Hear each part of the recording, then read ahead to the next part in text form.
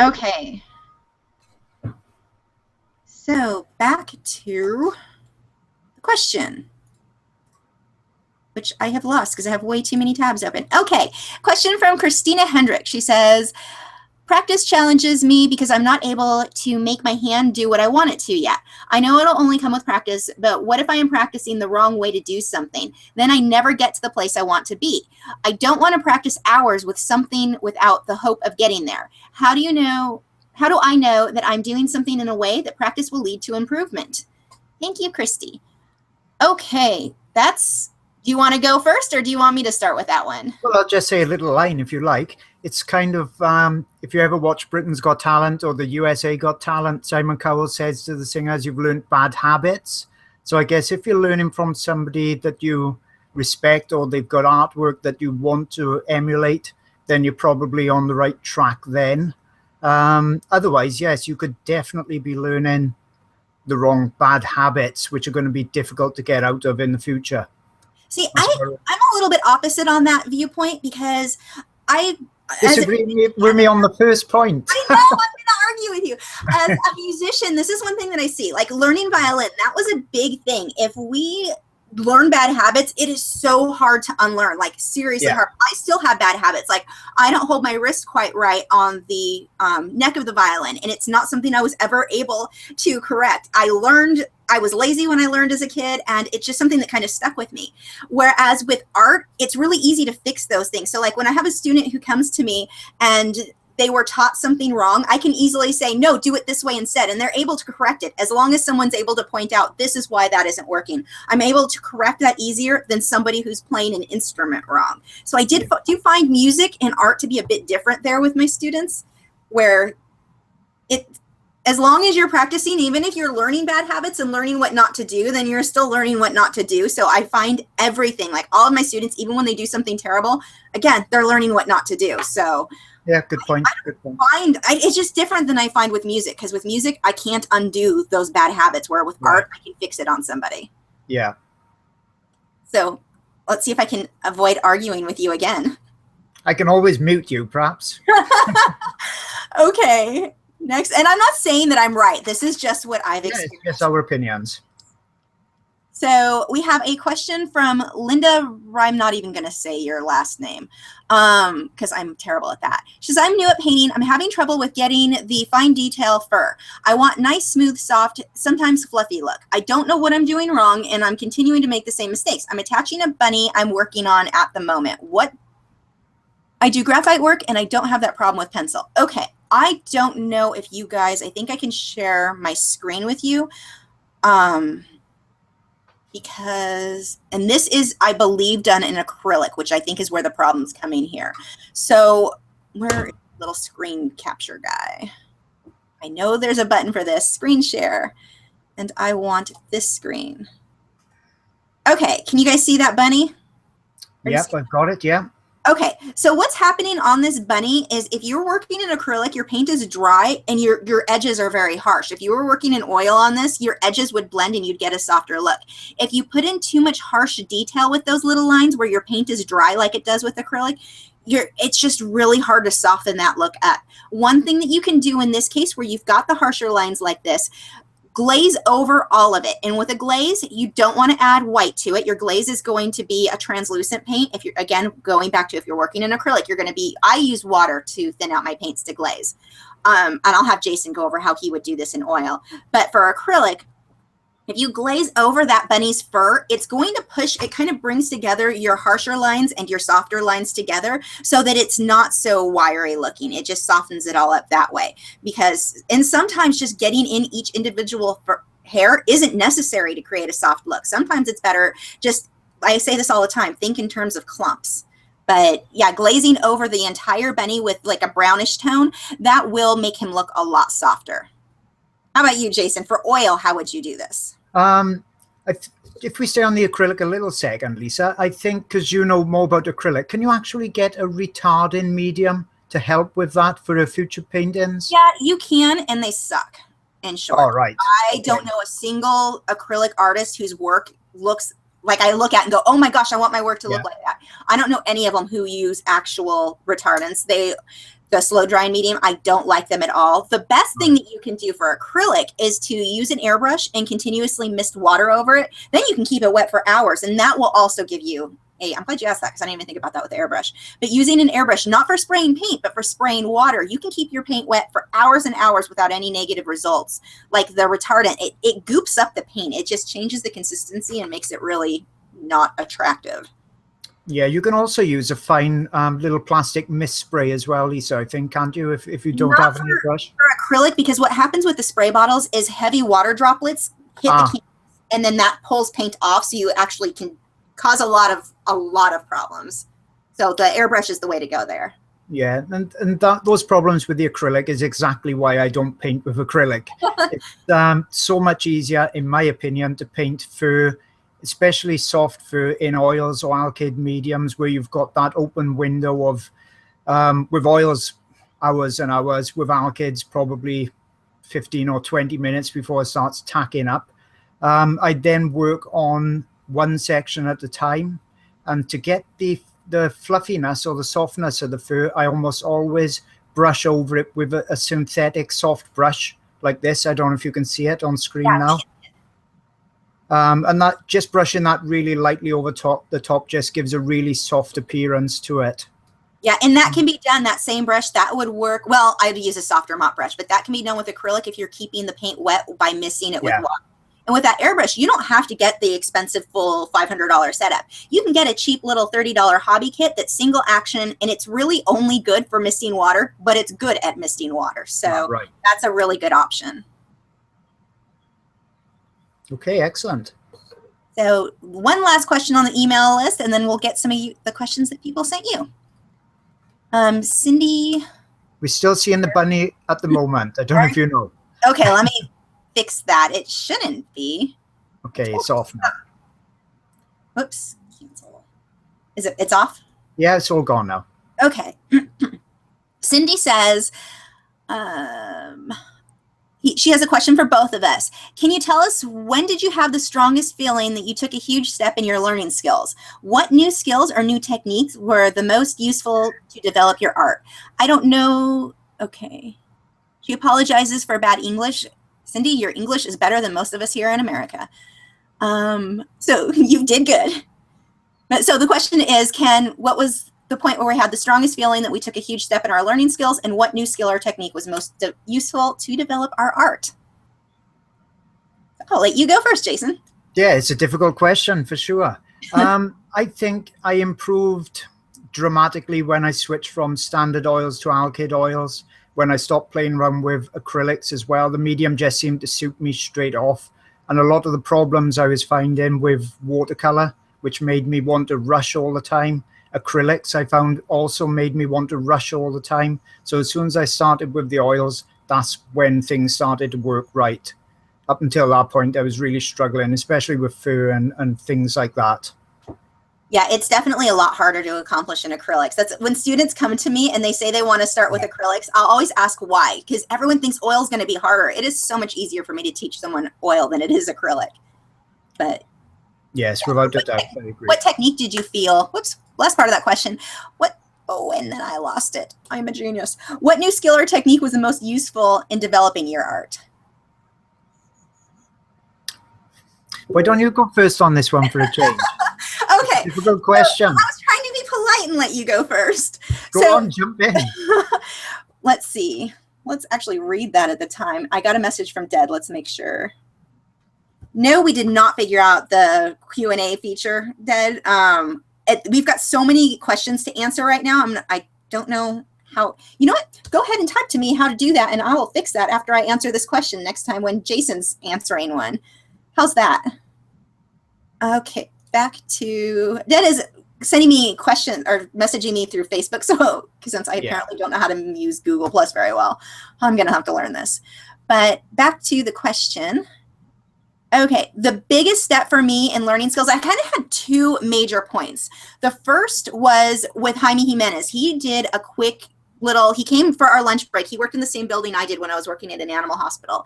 And he did a demonstration for me showing me how to do wet into wet painting with acrylic paint, which, as we were just talking about, it's difficult. It is not easy to get things to blend right with acrylic. He gave me my first little airbrush setup, which I still have around here somewhere, and showed me exactly how to do that. And from that point on, the painting that I had done previously, I only did marine work at this time. The painting that I did before it and the painting after, you wouldn't even know it was the same artist. It was just such a huge jump in learning wet into wet. The second point came about 7 years ago when I had been doing graphite pet portraits, and they were loose and messy. And yeah, you could tell it was an Italian Greyhound, but there wasn't a lot of detail. And I was looking one day at another artist's work, and I was just like, oh my gosh, I want my work to look like this. What is different about her work from my work? Sat there and I pinpointed the differences and figured out where I needed to work. And really, it was the amount of time I was spending. I was spending 45 minutes on a drawing. When I upped that to 8 hours, wow, did that make a difference. I went from fuzzy, blurry drawings to photorealistic graphite pieces. So that made the biggest difference for me. Well, for me, it's interesting. People are going to laugh at this, but I never really had the confidence to start oil painting until I started watching Bob Ross on TV. Now, I don't particularly like his painting style now, but he gave me the confidence to actually buy oils and think I could possibly do it. And when I started with that, it did seem achievable. So that barrier was down.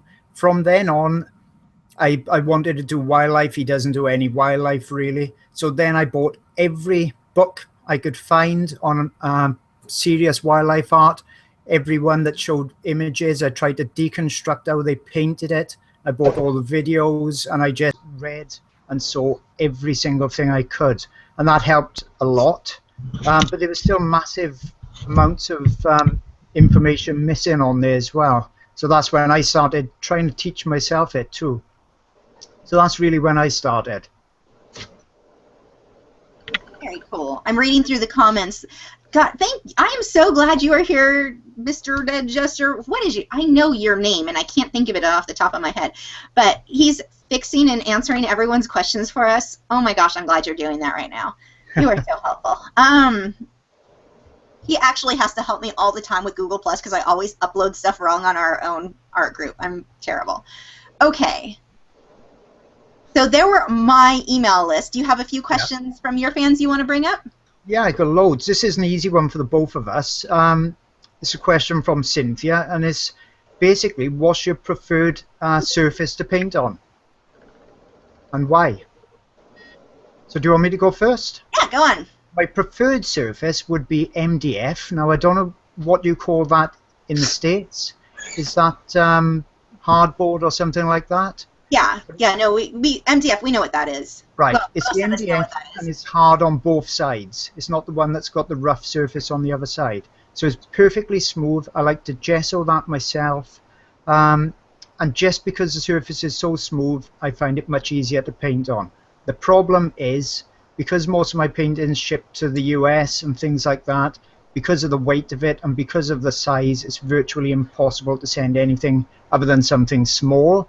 So my second best choice, which is what I always use, is a portrait canvas, Frederick's portrait, and I can paint on that. It's nice and smooth. It's not as smooth, but I can roll it up then and ship it out. Are you using the blue label or they're oil primed? Oh, I don't know. To be honest, it's called Frederick's 574, so it's already primed, acrylic primed, and that's a portrait canvas. And it's pretty cheap, so it's good quality too. For painting, for me, Frederick's, obviously, I had a lot of I was using the Hobby Lobby brand canvases. Oh, I had problems with those, and they warped so bad. And I finally hit the point, I'm like, no more, I'm sticking to Frederick's. I know they work good. We'll just go with those and stay that way.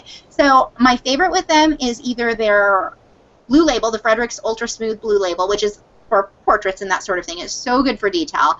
And then the other would be any of their linen, whether it be oil or water-based primed. Their linen canvases are so wonderful to work on. I just love the effects that I get with those. And I like a lot of their canvases I'll use depending on what I'm doing. But definitely the smoother the better when I'm doing fine detail. Okay, here's a question from Mikey. This is a good one. How do you know when a painting's finished? I don't know when to stop and often find myself trying to get a hyper-realistic effect when I'm really wanting a brush painterly finished piece. Also, can you both do a collaboration piece and then have a contest for us to win it? Both of you are awesome.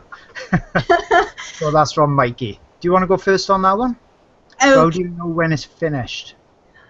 when I'm sick of it, when I'm like, yeah, good enough, I'm not embarrassed to post this online, done. That sounds like a funny thing, but I'm not. I don't know, some people, I see people get so worked up about having everything perfect that they never finish anything. So that can definitely be a problem. But then you also have the other side where a lot of people just don't finish their work. Like if they worked on it another 3 hours, it would be amazing. It would take it from mediocre to amazing with that extra time. So I think it depends on, for me, what my goals are. I've got my reference photos for whatever it is that I'm working on, and when it looks enough like that reference photo, I'll call it done. When everything's blended nice, when there's no harsh, I'll put the canvas upside down and make sure that there's no hot spots that are standing out more than they should.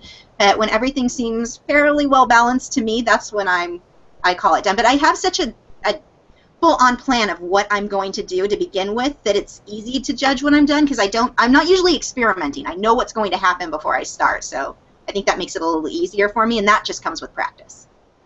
Yeah, I'd say roughly the same. When I started off, the problem I had was I wanted to paint realistic, and then I got more and more realistic, and I thought that realism was really tied to detail, which as you progress with painting, I think you find it's more to do with color and tone really, rather than the detail. You can have superb realistic paintings, and when you're looking perhaps 15 or 20 foot back, they look photorealistic, but when you get up to them, they're really painterly. When I was starting off, after the first couple of years, I was trying to put in too much detail to the point that I was virtually putting my nose to the canvas with a little tiny brush, just trying to get all those little hairs on there.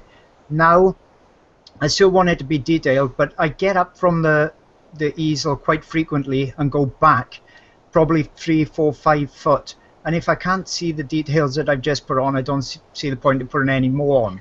So that's why I stop myself, because I've got that habit of doing too much as well.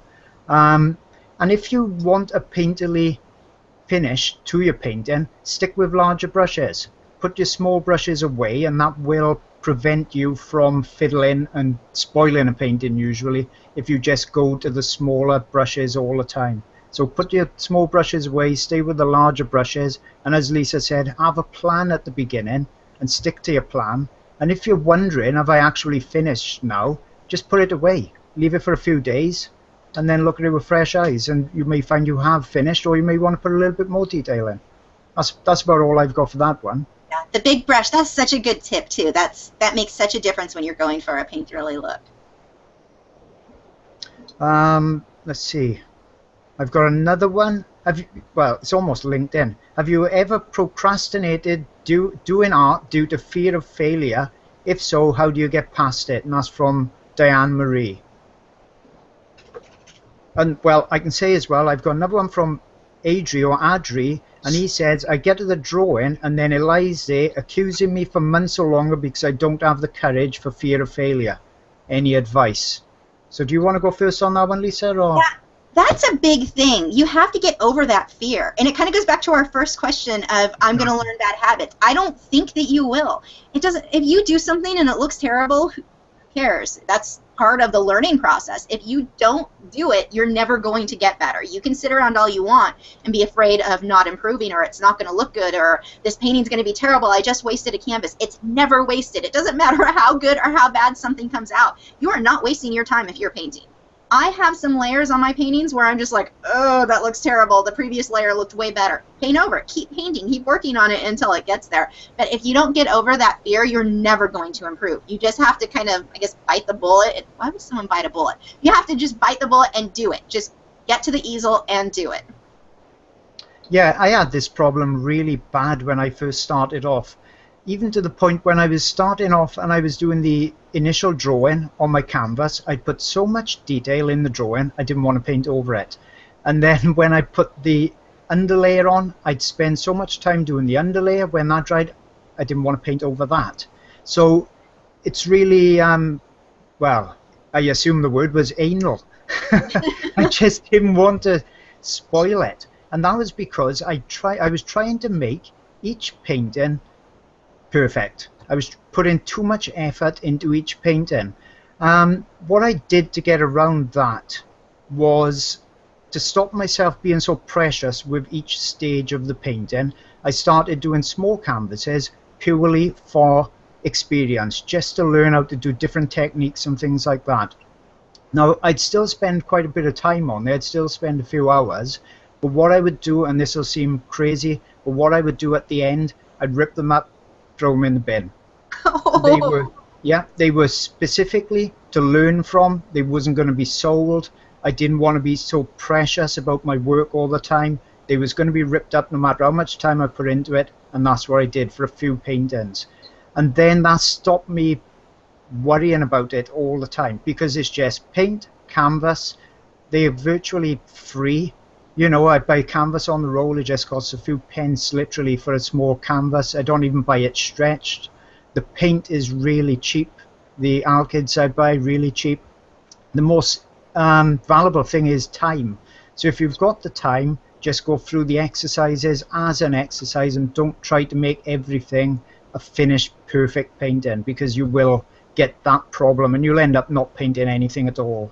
And to also stop yourself from stopping painting, try to make sure you finish everything as well, because if you get in the habit of not finishing a painting, that has a snowball effect, I found, and then you start to not finish loads of paintings. So make sure you finish them as well.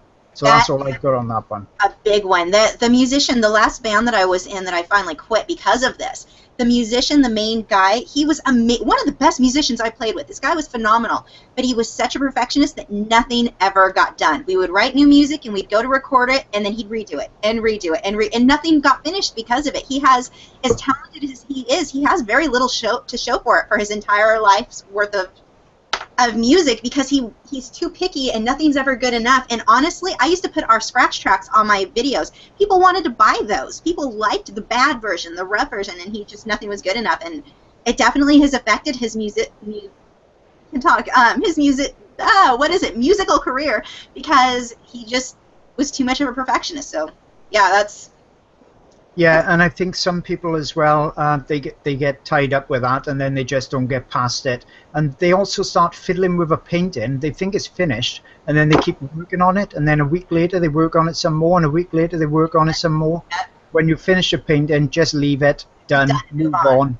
A good thing you can do is just varnish it. Varnish it, and you can't mess with it really anymore after that. And that actually brings us that's a nice lead into our next question. I should find it so I can tell you who asked it, because it was a good one. Oh, well, it's not such a good lead-in if I'm not ready for it, huh? Who asked this? Because I think I should credit them. And that is not the page I want. Yeah, I've got a question on varnish as well, so that's probably may even be from the same I'll bring up who it was while we're answering the question. But she was asking what type of varnish I use and what I varnish my paintings with. For me, for acrylic, I use a Krylon, something like that. It's just a spray varnish. I do a light coat of that first, and then when that dries after a few hours or a day, I put a coat of Liquitex gloss varnish on top of that. And the reason I have to do the spray first is if I've done a lot of glazing or airbrushing, or even if I haven't, I find that the Liquitex gloss varnish will sometimes lift or smudge color that was completely dry before. So by putting that spray varnish on first, just a light coat of that, and then the gloss varnish on top, I get a really nice finish. If I just use the spray varnish, I get hot spots where it's not completely even. So just light coat of that, and then the gloss varnish painted on with a sponge brush, and that is how I varnish my acrylic paintings. I'll let you talk about oils. Well, the problem with oils, as you know, is that all the cans and all the manufacturers are going to say you've got to allow a painting to dry 6 to 12 months before you varnish it. Now, the problem with that, I don't know any really successful artists that want to allow the painting to stay in the studio for a year before they sell it. So I paint thin as well anyway, and you can varnish it quicker. And if you use alkyds, you can varnish it even quicker again. But the way I get around it is I use Winsor & Newton Artist Satin Varnish. I'm just reading it off the can, and it's a removable varnish. Now that allows the painting to still breathe and dry underneath the varnish, but it still looks satin varnished. So that varnish can stay on there forever, or you can put a permanent version over it at 6 months or 12 months. But this gets me out of that predicament where I can actually sell a painting, ship it out within a week or so, and it is varnished and protected. So I use that Winsor & Newton satin removable varnish. That I will have to look into. I normally, if it's a painting that I need to send to somebody right away, I put a coat of liquid, or the word just slipped my mind. Liquid. You're going to say liquid? Not a varnish. And they will tell you, do not use this as a varnish. And that's good advice. The reason that it ends up being a problem, twofold.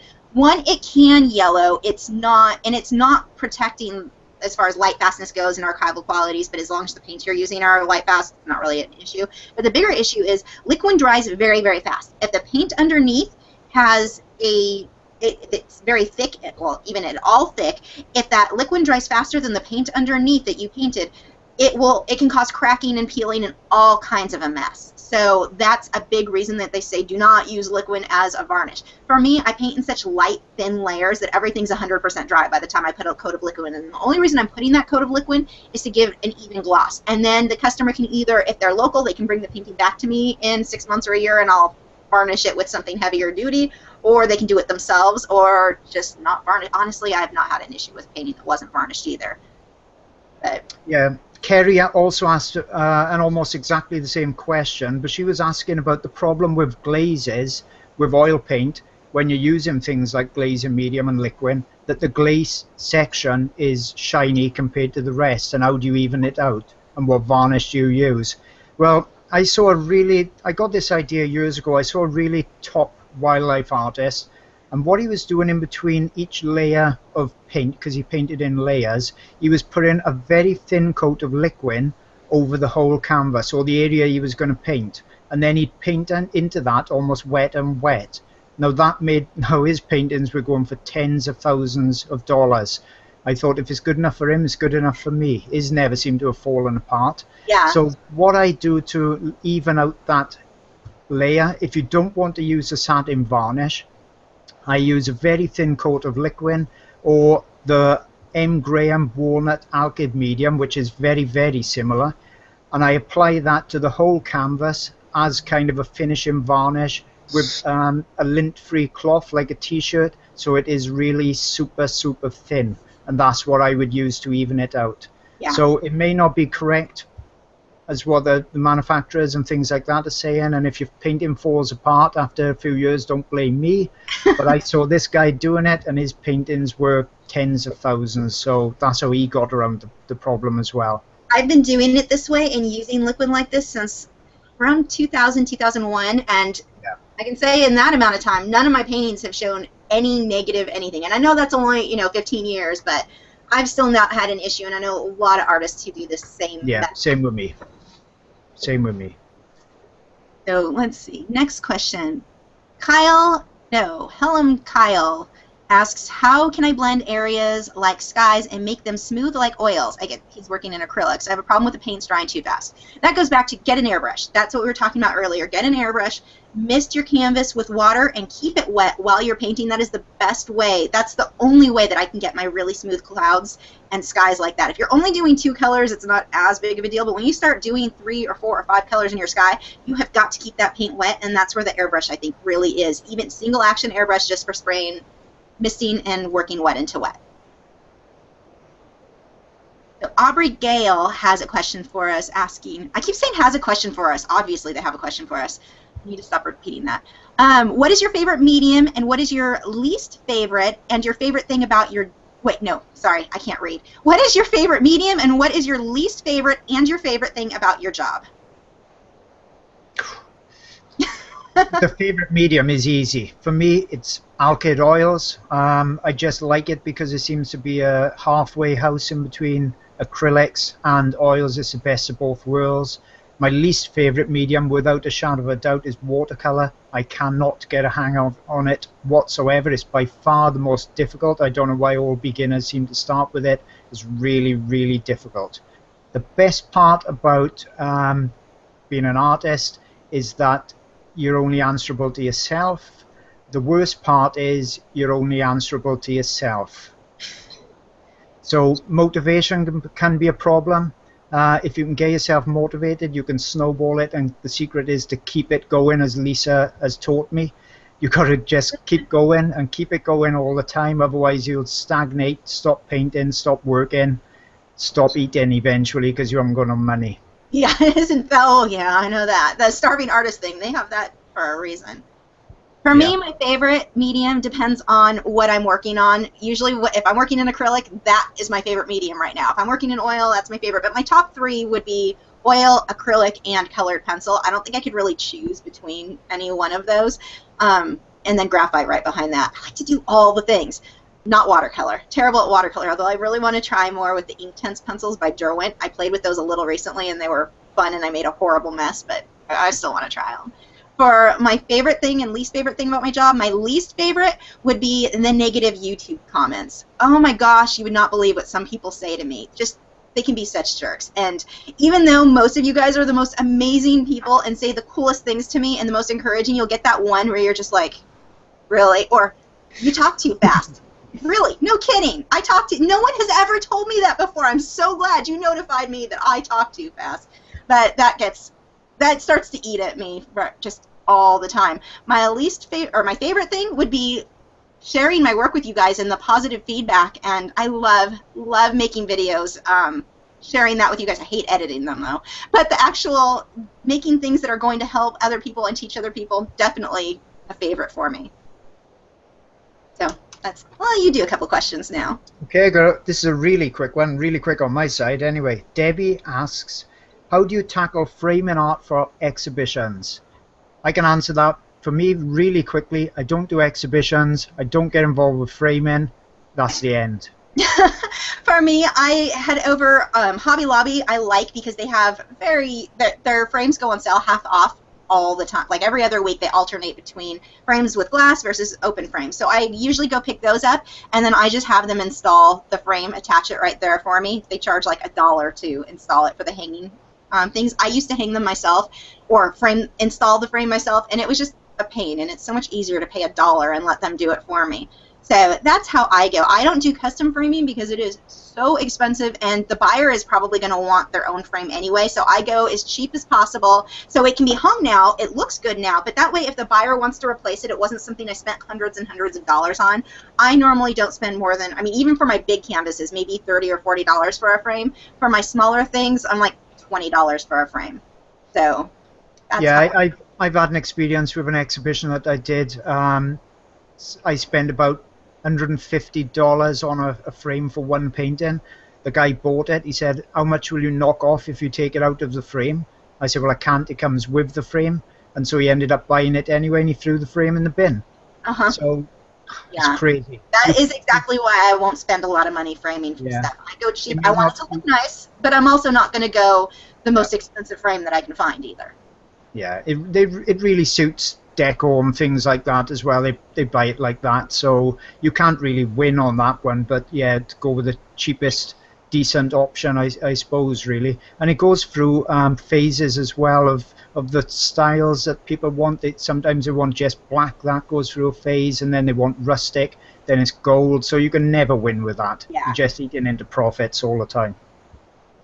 I got a quick one from Laurie. And it's another quick one. When in a rush to get a painting done and you need a quick dry method, which way do you go to get there? For me, it's just alkyd oils. It's dry enough, actually, by the next morning. If I wanted to sell it and send it, I could. Obviously, you'd say just paint with acrylics. Yep. Acrylics, or if I'm doing an oil painting, especially if it's something I need to get done fast, but I want the final layers to be oil, I just do oil over acrylic. And my base done in acrylics, I have everything done in a day that would take me a week in oils, letting it dry in between. Maybe not that long, but yeah, oil over acrylic for me, or just acrylic. Do you use alkyds yourself then, Lisa, or you use? No, I just use regular Winsor & Newton oils, but the liquid makes it dry fast enough that by the next morning, I can start painting again. Yeah, you should use the alkyds I use, because you haven't got to think about adding the liquid all the time. It's exactly the same. Yeah, I may have to look into that. It's hard because these are easy for me to get, because when I go to my classes, I can just buy them there, and I've been using them for so long. But Yeah, you get into the habit, don't you, of sticking with your medium then. So I've got a question from Wynette. She did these elephants. I guess I need to do my screenshot again. 1 second while I figure this out. I'm having a slow moment again. This is going to be a question about wrinkles then, I've no doubt. No, actually it's not. Oh, no. So her question is, I did these elephants with Faber-Castell Polychromos pencils and the odorless paint thinner, but I am scared to do the background. What advice would you give, or should I always do the background first when I do a drawing like this? You know, this can go with oil, acrylic, colored pencil, whatever. I like to do my background first. It just makes it easier for me to judge my values. In this case, with these elephants, I would probably just leave the paper white. I like the look with the white background like this. But your elephants don't have a ton of contrast, so if you do your background, it's depending on what colors you do, they could easily get lost in that background. So that's something you would have to end up going back into the elephants and do touch-ups and adjustments on them to make them mesh well with the background. So personally, I always do my background first, but that's just what works for me. I've seen amazing artists who always do the background last. So you've got to figure out what is going to work best for you. Yeah, funnily enough, we had this conversation a couple of weeks back, Lisa, didn't we? Where I said to you, why are a lot of top artists leaving the background till last? What's the benefit? I couldn't see any benefit really in it myself, because I almost always put the background in first so that I can layer the edges over it to stop that cutout appearance. That's a big thing there. But now I kind of put the background in last because I've changed my mind.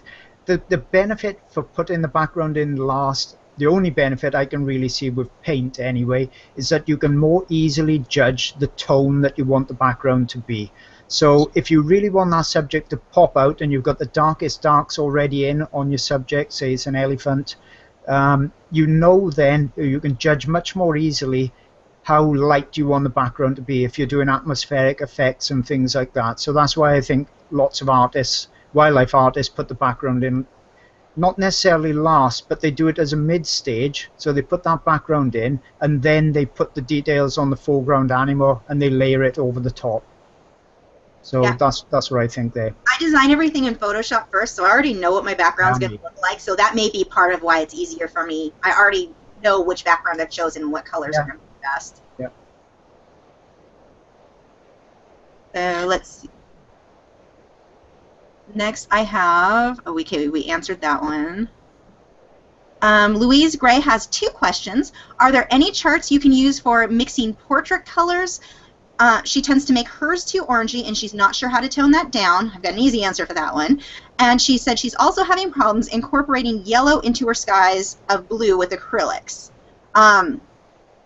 First, for the color in mixing portraits, if you're too orange, whenever you have a color, if I'm too red, I'm going to add its complementary color. I'm going to add some green to it. If I'm too orange, add some blue. That will usually tone it down, so that's really helpful there. As far as a color chart, it's going to vary so much depending on what you're doing. I mean, your light source, you can put me in 5 different light sources and I'm going to need 5 different sets of colored pencils or paint, acrylic paint, to get the right skin tone. So there's too many variants in there. I know a lot of people like to say, always use these colors, these 5 colors for every portrait.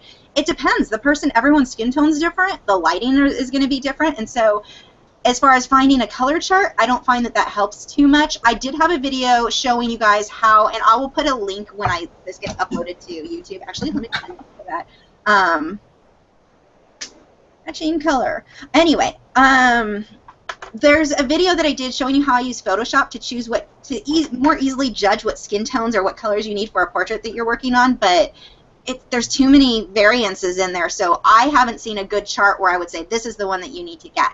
For acrylics, mixing yellow, blues, your yellows and blues both in your skies, you want to mix purple in between, or mix another color in between. You could use magenta, you could use any other color. But if you go straight yellow to blue, you have a tendency to come up with green. This is easy to avoid if you're working in oils because they dry fast. But if you're working in acrylics, you have to blend very quickly. Even if I'm using an airbrush to keep it wet, I'm going to take a bit of yellow or a bit of purple, even if I just mix some purple in with my yellow to get a brownish, more neutral tone before I hit the yellow. So yellow and blue are actually touching. There's an in-between color of something else, and that will help me avoid getting green. Yeah, that's it, using a buffer layer to stop that green when you blend in. for any subject, I think if you're having trouble actually seeing what the color is, you can always use an image editing software and select the color picker or something like that to actually choose it, or cut a hole in a piece of paper so you can really differentiate that color from other colors, and that makes it easier to see. But as you said, Lisa, adding the complementary color always grays it down. And I was teaching a guy the other day, and you can't give formulas when you're actually doing colors. It doesn't work like that. So what I always do, I draw on the side of my easel. I've got a really big drawing easel, you can see it behind me, and I put a piece of paper on the side. I'll draw red, yellow and blue on it. I'll put orange, purple and green on there, and then whoever's learning can look at that, and if something is too red, they look at the opposite and it's green. If it's too yellow, they look at the opposite and it's purple. They know what to add to grey a colour down. And it's the greying of the colour that's more important, really, than mixing it. You know, you've got to know, especially with wildlife art, you've really got to know how to grey a colour, or everything's going to look super vibrant and nothing's ever going to look real. So I am actually doing a video now mixing colour as well, showing the simple, really simple red, yellow and blue, and the thought process behind mixing colour. I think once you create or you've got a handle of the thought process of mixing colour, things start to come much more easily then, whether it's a portrait, an apple, a wildlife, whatever. Yeah. I've got a question that's actually going to be good for you too. Pamela Rudy asks, she has two parts to her question. She wants to know, what do you love about painting wildlife? What do you find challenging? And what would you like to paint more of? Her technical question, the second part, is that she'd like to start painting using pastels and pencils mostly at the moment. I did not read that right. She would like to start painting. She is currently using pastels and pencils. She said she has to work in short sessions in her living room, so she's looking for something non-toxic and fairly forgiving to stop and start. So acrylics, oils, gouache, water mixable oils. Slowing the dry time of acrylics versus the dry time of oils. So we've already covered a lot of that part of the question. Using the airbrush will help. Water mixable oils, I just want to throw this out there. I hate them. I think they're from the devil. They're just horrible. Yeah. They don't work the same. It's not the same medium as oil paint. If you want to work in oils, work in oils. But yes, they are toxic, so that is a thing. But with acrylics, spraying water will keep it okay. As far as Joseph has asked where people are asking these questions, I'm pulling the ones off the Facebook post that I made and some emails that people have sent. And I think, Jason, you're pulling yours off Facebook as well, aren't you? Yeah, just Facebook, yeah. There was enough on there. Yeah. The thing to note when you're painting oils, if you're doing it in a living room, even if you're using odorless thinners, it's generally toxic. So even though you can't smell it at all, sometimes you still need ventilation in there, a big room, a window open and things like that. So don't be fooled by that. If I was going to be in a really small space, to be honest with you, I probably wouldn't even look at oils. I would probably just teach myself acrylics, just for the safety aspect of it. Acrylics, once you get the hang of them, acrylics can look just like oil. For me, if someone can look at one of my acrylic paintings and say, that was acrylic, or this one was oil, then I feel like I failed. They should look the same. When they're done in varnish, usually the varnish is what makes the acrylics. It pulls the colors and makes it more bold, so it looks more like an oil painting. But you can make acrylics look like oil. It's harder to learn. The cool thing, though, if you learn acrylics first, like I did, when you switch over to oils, you're going to feel like you're cheating. It is so much easier. So there's value in learning both. But the first part of her question was asking, what do we love about painting wildlife? What do we find challenging? And what would we like to paint more of? The thing I love about painting, well, I don't know what it is I love about painting wildlife. Sometimes you just get drawn to a subject, whether that's portraits, wildlife, whatever that may be. I've always been interested in animals and wildlife.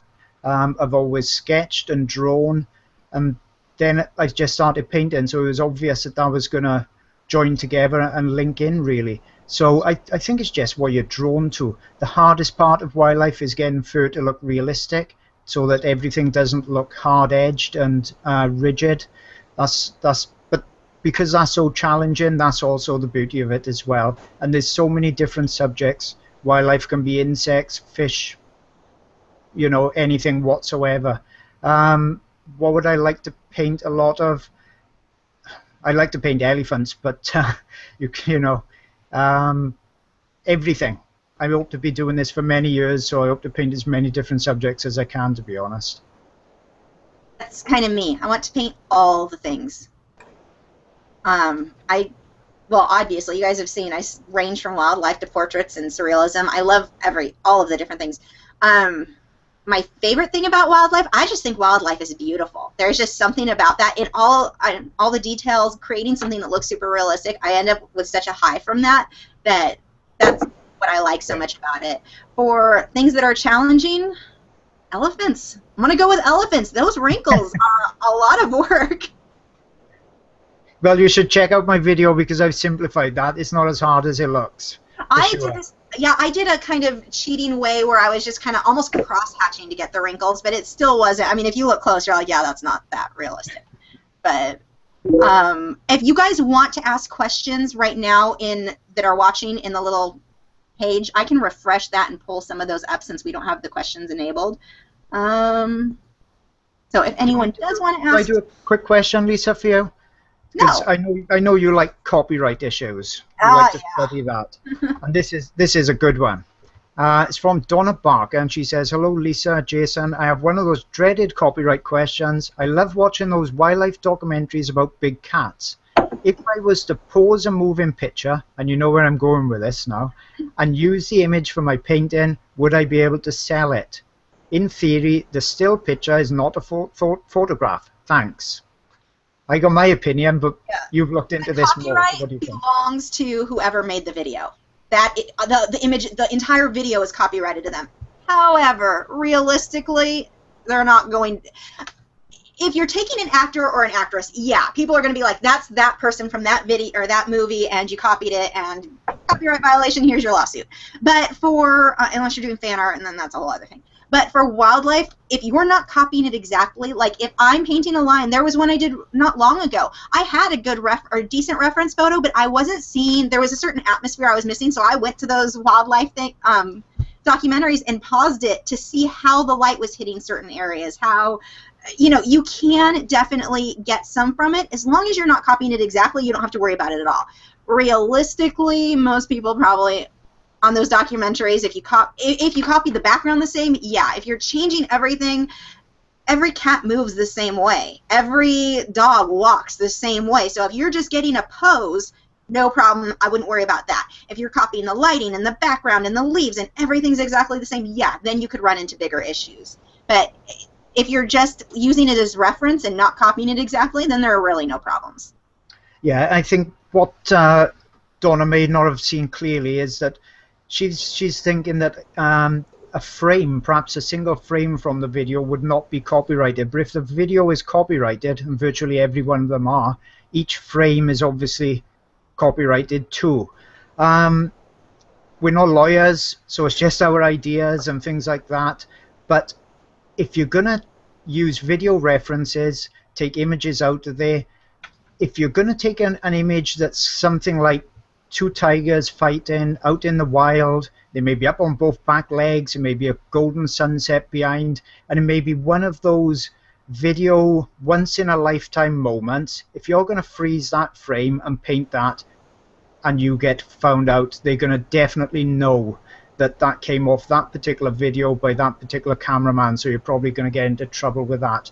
But you can't copyright an idea and things, those type of things. So if you were seeing a nice light effect in a video, or you're seeing a position of the animal and you're just using that, I should imagine that's fine. And I've seen lots and lots and lots of wildlife artists use documentaries for their study and for their paintings, but I'm pretty sure, especially the big names, they're only using it for things like body position, angles, atmospheric effects and things like that. They're not going to be copying all that as far as copying a complete photograph.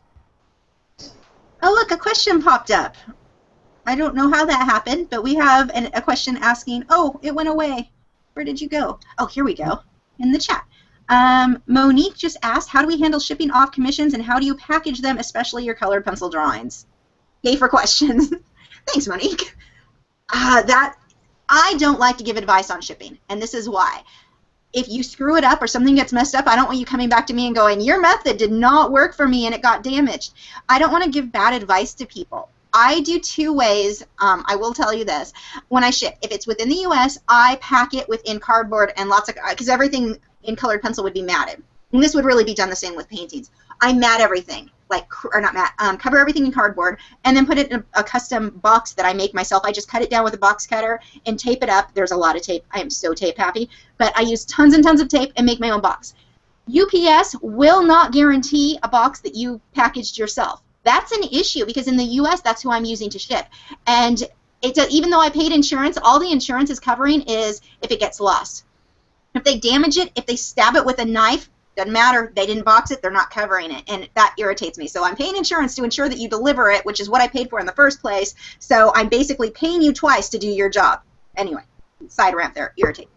But for like when I ship something, I recently shipped, if you guys remember the little girl, the girl Ashley that I did with the red hair in colored pencil, that one, her mom ended up purchasing that. And so that had to go to the UK. I can't ship big flat boxes like that. It would cost like $400 to get that over to the UK. So I got a tube. I rolled it very loosely. I wanted it to be a wide enough, stick in my hands. It was like this wide. I rolled the colored pencil portrait into that. It was not matted because I can't mat it. It would have to be flat. I rolled it into that tube and sent it that way, and that tube was thick, and I knew that drawing was not going to get damaged. So if the customer is okay with you rolling things and shipping it into the tube, I think the tubes are one of the best, safest ways. But if you're shipping a stretched canvas or something that's matted like mine that needs to be flat, I wrap it in tons of cardboard, like 2 inches thick of cardboard. Anyone who's gotten anything from me probably thinks that I have a weird tape addiction. But that's how I do it. You can talk to the UPS. The safest bet is let them pack it for you. But it's like $40 additional on top of shipping to do that. So you have to decide what you're comfortable with. Yeah, for us in the UK, and well, with you really, if you're shipping internationally, if it's something large, almost your only option is tube. That's the safest option. Shipping flat, stretch canvases can be a real problem. It also depends on how much you're selling your paintings for. If you're a real top artist and you're selling them for thousands, you're going to be crating it and having special crates made, and the price is going to be in with whatever your client is actually paying. But personally, I ship everything in a tube. I usually ship with Royal Mail, A-Mail, International Sign for or Issuer, so that's all a bit more expensive, but it's still quite reasonable. You can insure that then for whatever you want. Now the problem is, from what I found out, you insure it for whatever you want. So if your customer's just paid $500 for a painting, you think you'll insure it for $500. If it gets lost, obviously the shipping company is going to pay $500. But from what I've learned over the years, they won't. You've paid $500 insurance, they'll pay you back the cost of the materials that created the painting. So that's probably going to be about $5 or $10. Even though every week I was sending paintings off and they were happily taking my insurance, knowing it was paintings inside of it, I later found out when I phoned their head office that it's not actually insured. So unless you've got, I forget what the name of it is, but an actual record showing what your paintings have been valued at by independent valuers over the years, and you've got a history of selling at a certain rate and things like that, forget about it. You might as well just go with the standard insurance. And I know artists that send out paintings that are actually a couple of $1,000s, and they just take the chance every time because there's nothing else you can actually do. Even if you're paying the insurance, like you said, they'll come back and go, oh, you didn't pack it right, or like it's only worth the cost of supply. Yeah, that ends up being a real problem. Yep, no matter what. So to get around it, I just send in tubes and that's it. Yeah. Nothing else, and the really. Tubes, the one that I shipped, the tube was way cheaper than buying a box, and it was so well protected. There was no way someone was going to damage this tube. Yeah, unless they stand on it deliberately, it should be safe. And if they're going to damage it in some way by putting a crate on top, no matter what you do, it's going to be damaged anyway. But fingers crossed, touch wood, I haven't had any problems so far. Yeah. We've got Evelyn asks, what is your biggest blooper ever when painting or recording a video? We edit those out. Yeah, exactly. Oh my God. I did leave one in once, and somebody pointed it out. It was for my voiceover tutorial. At one point, I redid something, and I said something about, no, that's not right, and I meant to delete that section, and I left it in, and it went live. At that point, it's live. I'd lose the views if I that video I'd already had if I fixed it, and I panicked. I was like, oh, tell me I didn't swear. Tell me it wasn't a swear word that I meant to edit out. So that was kind of a bit of a panic moment for me, but it was okay. There were no swear words. Yeah, you know what it's like when you're editing. It's frustrating. Sometimes you spend more time editing than actually doing the painting sometimes. Oh, absolutely. And I've said a few choice words before now, and I haven't noticed it, but I always watch my videos back and check them all out, and I did catch it, and I had to redo it completely because that wouldn't have gone down well on YouTube. Yeah, I don't watch mine. Well, the Patreon ones, the 1 and 2 hour long ones, I don't watch those. So whatever that happens, that's what happens. And now the ones that go up on YouTube, though, I am making a habit of. Yeah. Or like the regular public ones, I am being more careful and making sure that I watch those. Whoops. So the other thing, the main thing that I edit out would be me yelling at my dogs to lay down. Yeah. I'm going to kill you. Lay down, because every time I start recording, she then thinks she's thirsty and needs water. And that dog, oh my gosh, when she thinks she needs water, she is not giving up until she gets her drink of water. It doesn't matter if she just had it 5 minutes ago. I start recording, she needs water. Every freaking week. This is like, so yeah, I have to edit out a lot of me swearing at the dog that, you know, threatening her life. And she's just like, yeah, right, I know you're not going to touch me. But yeah, those are my big ones. Have you got any more? I've got tons more. How about you? I've got a few more. We're probably going to have to do another hangout at some point. Oh, wow. Yeah, we're getting there. Following up with the other one, Tim White asked if my assistants have names. They do. They are Jesse, the blue one, and Echo is my black one. That was a quick question. Yeah. I've got a question from Taylor. Do you ever have days or weeks when you don't want to draw or paint? I do. I feel I just need to detox myself from a previous project before starting something new. If you do you force yourself to go to the studio or do you take the break? Well, when I painted my latest snake painting, I definitely needed a break from snakes. Those scales drove me bloody wild. But usually, I think if you change the subject, I'm ready to start painting straight away. Again, I'm always really keen. The problem I find is, and Lisa, you probably find the same, sometimes it's difficult to get the time to paint rather than get the inspiration or the desire to paint. I actually struggle getting the time to paint. It was only, to be honest, I taught a lesson day before yesterday. That was the first time I picked up a brush in months. Wow. Literally months. Now, it's not through choice. That was just all the other business side of it. I just didn't have time. I couldn't fit it in whatsoever. But the flip side of that is, and what I'm trying to do now, just do a little bit of painting every day if at all possible. Make it as easy for yourself as possible to just pick up the brushes. So if you've got an area in the kitchen or something like that, try and have just a small area with all the equipment is there ready to pick up really quick. So you can just do 15 minutes. And that's what I'm trying to do now, because you find if you just set yourself 15 minutes, you usually end up painting for an hour or two. And painting, as Lisa will say, painting is what actually improves you more than anything else. Actually doing the painting. It's all right reading about it and talking about it and watching YouTube videos, which we appreciate, but you actually got to pick the brush up, stick it in some paint, and actually apply it to the canvas. That's how it works. So I think within reason, you need to force yourself if you really want to improve. Yeah, it changed so much for me with YouTube, because when I signed on with the network, they were like, you should do a video every week, try to do one every week. And at this point, I was only doing speed paintings. And I'm like, how am I going to get a new painting done every week? How is that even possible? Yeah. Turns out if you stop playing World of Warcraft, you have time to do a whole lot of other stuff. But for me, I used to take a break. After the holidays, when I always had tons of orders and tons of things to get done, I was always totally burned out from painting, didn't want to do it anymore. Now, I don't have time for that. I have to have something new finished every single week. And so what I do is mix up the medium. If I'm sick of colored pencil after I finish something, I switch to oils or I switch to acrylic. And because I'm switching back and forth, that makes it a little easier not to feel burnt out from it. But I don't have time not to work. So when I finish one thing, it's not even something I can consider anymore. Okay, I'm going to take a break for a week or two. Like I would fall behind on YouTube, and my own personal, like, I have to get this done every week won't let me. So I jump from one thing right into the next. I actually usually have a list of projects that I plan to do. But I tell you, if you actually want to take a layoff, I've deliberately taken a layoff. When I painted a really large elephant painting, that did actually burn me out a little bit. But I found that even when I'm not painting, I'm thinking about things and thinking about how I would tackle things. Once you've started art, you're never the same again. You look at clouds and colors and everything completely differently. And I find sometimes, even if I've stayed away from painting for a week or two or a month or two, I don't know about you, Lisa, because I know you definitely suggest keep painting and things like that, practice.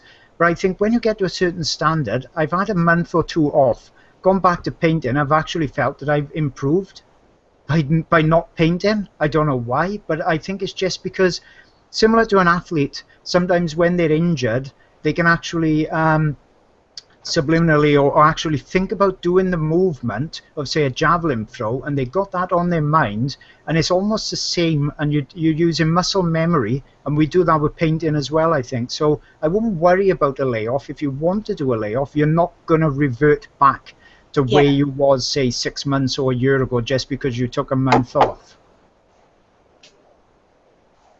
So I don't know what your experience is with that. Yeah, it's kind of, actually, they're on the other side, which I don't think really applies to art. It just made me think of this. With musicians, they'll say if you've taken a break from playing and you start playing again, you suddenly feel like you're better. And the reality for musicians is, because you do lose it. You have to practice regularly. I know, I haven't done it lately, and I'm trying to record a song right now, and it is not going well. But for us, what was happening is when you get to where you're doing it all the time, you start getting super picky. So you feel like you're not as good, but really it's just that you're being super, super picky because you are better. And then when you stop playing for a while, your picky side kind of lays off a bit. So I know musicians will say they feel better after a break, but when they listen to the recordings of before and after the break, they're like, oh, that really wasn't as good. So it's kind of funny. But art, I think you're right. I think with art, it is different. It's because you are always thinking about it. So do you want to get one more question in, and then we'll save these questions for next time? Okay, really quick one. It's for you, actually, Lisa. It's from, wow, I can't understand that name, Babija or something like that. She says, or he says, for getting a transparent glaze on a portion of an acrylic painting, now is it Pebble or Peebo matte gel be used? Any other suggestions for getting transparency with acrylic paints? So I've got no idea of that. You've got a couple options. One is to use water. That's what I use. More often than not, I use water when I'm glazing. Now, the thing that you have to keep in mind with acrylics, when you're glazing with water, the more water you add, the more transparent it is. But the less adhesive that paint is. So if you thin it down too much, when you put your next layer off, that previously too thin layer can lift. That's not normally a problem. It's just something that you need to be aware of. And once you varnish your painting, it's set. It's not going to peel off or flake. Like there's a really bad YouTube out there right now where this woman's telling people how if you mix water, it'll flake and peel and chip. And no, once it's varnished, it's fine. But the other option is to go with a mixing medium. I have one over there somewhere that's too far away and I can't see it, but I do have one that I use. It's by Liquitex, and it is a glazing medium. You can get them that are matte finish or satin or gloss, however you want, and those are kind of nice to work with too. I don't like to use gloss in my paintings while I work, if I can avoid it. That is one thing that I really like with acrylic paintings, because I can avoid the gloss. That means they're going to photograph better for prints later. I can put the gloss on after once I've got the photograph. For oils, it's always a challenge because you've got that glare, and trying to get photos for prints is a pain. So with acrylics, I don't like to use a gloss varnish at all. I don't want anything glossy on my painting. I use the Liquitex Basics because they're a very flat finish, which means they photograph well. And then I just add the gloss varnish on after, so I get that shiny oil painting look when I'm finished. But yeah, the water, I'd say 95% of the time, if not more than that, I stick with water when I'm glazing. There is rarely an exception to that for me. I'm smiling because Tea Leaf posted dogs in the background just staring at her. Lol. And that, it is true. Yeah, she's been back there for a while. That's a good guard dog. Yeah, great guard dog. That's about it for me anyway. There are a few more questions, some more in-depth ones that we'll have to do on another Hangout, I think. Yeah, we definitely will need to do this again, and hopefully we'll know how to have the Q&A part enabled. I will get Joseph's help on that one. Maybe try to talk him into being in the call so he can help us. Yeah. We could do it without help. It's difficult. Yeah. Hopefully people found it of use anyway. Yeah, so thanks for watching, guys, and yeah, I don't even know how to close this. This is where video editing comes in, where I have like a finished thing I say, and I don't even know how to do this live. Probably hit the red telephone at the top of the screen. Yeah, then I'm just hanging up on people, and it's so rude. Oh, okay. Right. Well, I guess we're done, guys, and we will be planning another one. Jason, do you know when you want to do this again, or do you want to talk about that later? Totally up to you. Totally up to you. Thursdays at this time generally work pretty well for me. So yeah, that's fine. We can probably get some giveaways going in future chats as well. That will be fun. Yeah. I didn't want to do that today because I already obviously don't know what I'm doing here. So we will see you guys then, hopefully, maybe next week, maybe the Thursday after. I will email you guys, send out an email list. It'll be on Facebook and Twitter and Google+, and I'll post everywhere when we know for sure what that time is going to be. But thank you so much for watching. Thanks for joining Jason. And if you guys haven't already, make sure to check out his channel. I will put a link in the video description once this video goes live, whenever that happens. And yeah, bye guys. Oh wait, here, hold on. Okay, no, that's a question I can answer later. Okay, bye guys.